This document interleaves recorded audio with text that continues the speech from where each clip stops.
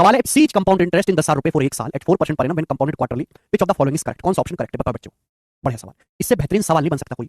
आपको सी का मान नहीं निकालना, सी की रेंज बतानी है। बोला है, सवाल को ढंग से पढ़ेंगे। बोला है हमने 10,000 रुपए इन्वेस्ट किए हैं 1 साल के लिए, ब्याज की दर 4% पर एनम है। जब क्वार्टरली कंपाउंड हो रहा है, ब्याज क्या हो रहा है बेटे, क्वार्टरली कंपाउंड हो रहा है, क्वार्टरली। तो आपसे पूछा कौन सा ऑप्शन करेक्ट है। हमने पैसा इन्वेस्ट किया 1 साल के लिए, 1 साल के लिए, 1 साल में 4 क्वार्टर बनते हैं। क्वार्टर का मतलब होता है 3 महीना, 1 साल में 4 क्वार्टर बनते हैं। अगर ब्याज 1 साल में 4% है तो क्वार्टर मतलब 3 महीने, हर 3 महीने में 1% ब्याज होगा, हर 3 महीने में 1% ब्याज होगा।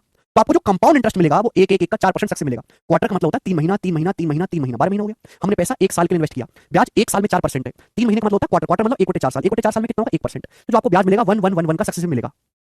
आप कुछ भी करो 111 का सक्सेसिव करेंगे 4 बार तो 4% से तो ज्यादा ही आएगा, 4% से ज्यादा ही आएगा। ये तो सिंपल सी बात है भाई, सिंपल इंटरेस्ट 4% होगा, कंपाउंड इंटरेस्ट तो 4% से ज्यादा आएगा। तो 10,000 रुपए का प्रिंसिपल है 10,000 रुपए का 4% होता है 400, तो 400 रुपए से ज्यादा ब्याज मिलेगा, 400 रुपए से ज्यादा कंपाउंड इंटरेस्ट मिलेगा तो एक ही ऑप्शन है डी। 400 रुपए से ज्यादा ब्याज मिलेगा, एक ही ऑप्शन है डी।